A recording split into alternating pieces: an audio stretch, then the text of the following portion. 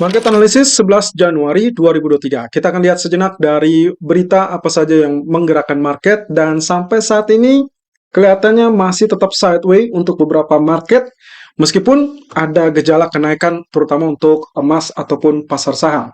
Oke, kita lihat sejenak. Penggerak sentimen market tentunya masih tetap berkisar antara Cina dan juga kekhawatiran resesi. Semuanya masih berpusar di antara kedua hal tersebut. Bahkan termasuk dari berita-berita yang dimunculkan dari China. Terkait dengan reopening yang sudah sesuai dengan agenda ataupun jadwal, ada beberapa konflik yang juga tidak terhindarkan terkait dengan China, dengan Korea Selatan dan juga Jepang. Berita positif yang muncul secara berkesinambungan pasca reopening China. Yang pertama dari pabrik Foxconn di Zhengzhou yang kembali beroperasi secara penuh pasca dilanda wabah COVID, juga aksi protes. Termasuk juga aksi yang sempat terjadi di akhir tahun 2022, yaitu terkait dengan pekerja yang melarikan diri. Kemudian ini adalah sinyal yang cukup bagus untuk produksi ataupun industri yang ada di China tentunya, sehingga akhirnya bisa mendorong potensi pergerakan di pasar saham.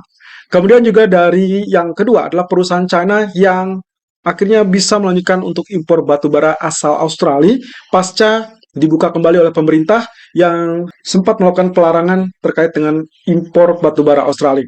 Hal ini juga untuk melakukan diversifikasi sumber pasokan dan termasuk menstabilkan harga impor. Dan berita berikutnya adalah terkait dengan media keuangan negara China yang menyoroti kemungkinan ada ruang untuk pemangkasan suku bunga yang berpotensi dilakukan oleh PBOC atau People Bank of China, kemudian juga berpotensi untuk menurunkan suku bunga sektor properti.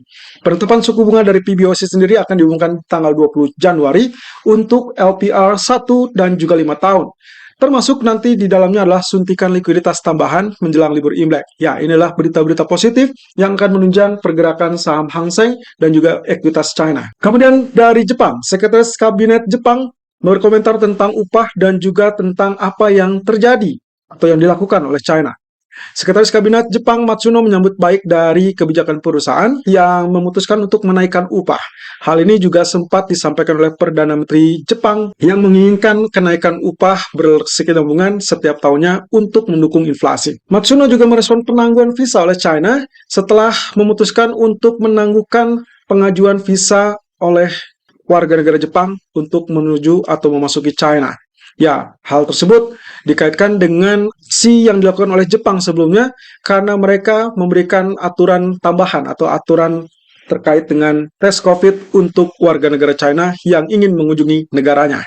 Kemudian dari Rusia, Moskow menilai Amerika mengkonfirmasi dirinya untuk berpartisipasi dalam perang. Kantor berita Rusia mengutip dari Duta Besar Rusia untuk Washington yang menyoroti sistem Patriot yang dilakukan oleh Amerika untuk melatih pasukan Ukraina. Rusia menilai hal tersebut merupakan konfirmasi bahwa Amerika berpartisipasi secara de facto dalam konflik antara Ukraina dan Rusia. Rusia melihat tujuan pemerintah Amerika adalah untuk menimbulkan kerusakan terbesar di Rusia di medan perang.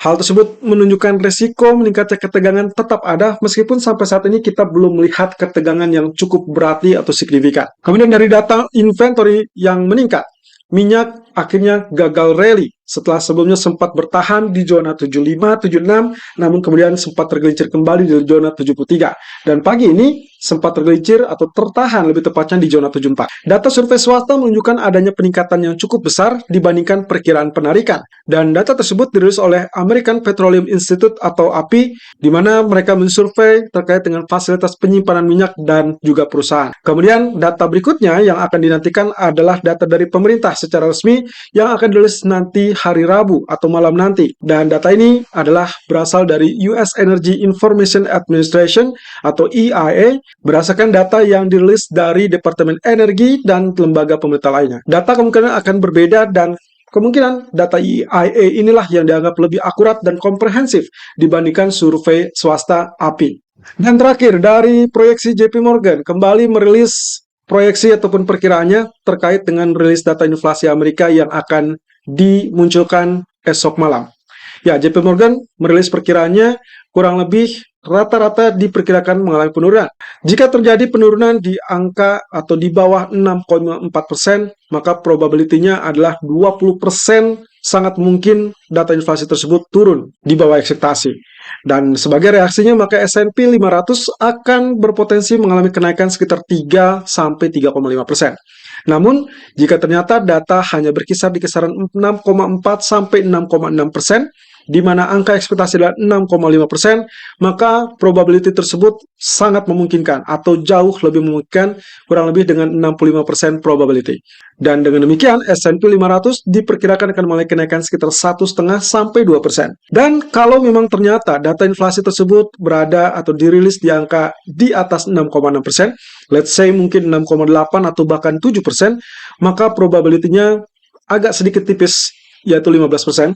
Namun, reaksi yang akan mungkin terjadi adalah S&P 500 ataupun pasar saham lebih utamanya akan mulai penurunan 2,5 sampai 3%. Dan dikarenakan data ekonomi untuk malam ini relatif sepi, maka kita akan fokuskan diri untuk menanti data inflasi dan juga beberapa event ataupun kejadian terkait dengan reopening China dan juga kemungkinan aksi ataupun ketegangan geopolitik.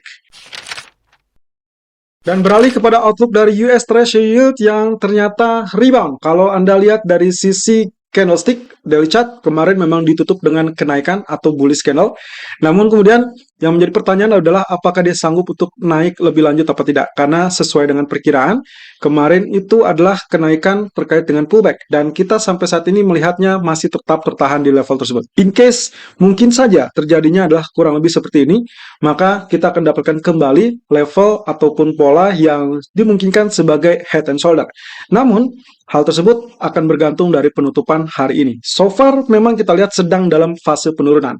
Kita lihat sejenak dari grafik H4-nya. Ternyata di grafik H4 dengan pola head and shoulder yang sudah terjadi, pullback yang dimaksud kemarin masih tetap bertahan di bawah neckline. Oke, saya perpanjang neckline-nya seperti ini. Berarti selama dia tidak bergerak naik di atas 3,695, kita nyatakan ini masih tetap normal atau kita anggap dia masih tetap dalam fase penurunan. Jadi kalau misalkan dilihat dari grafik H4 yang sebetulnya sudah berada di dalam jalur head and shoulder, maka kenaikan tersebut adalah pullback dan maksimum pullback adalah di area neckline. Beralih ke sisi USD atau US dollar yang ditunjukkan dengan grafik H4 ternyata sesuai dengan perkiraan kita yang menunjukkan kenaikan masih tetap bertahan di bawah level support terakhir kita. Ya, 103,53, saya rasa ini masih tetap menjadi umpan yang cukup bagus. Artinya, dengan harapan adalah kemungkinan kenaikannya pun tidak terlalu besar. Artinya, kalaupun terjadi kenaikan, kita anggap itu hanyalah sekedar pullback. Kemudian nantinya diharapkan penurunan sesuai dengan pola yang sebelumnya terjadi.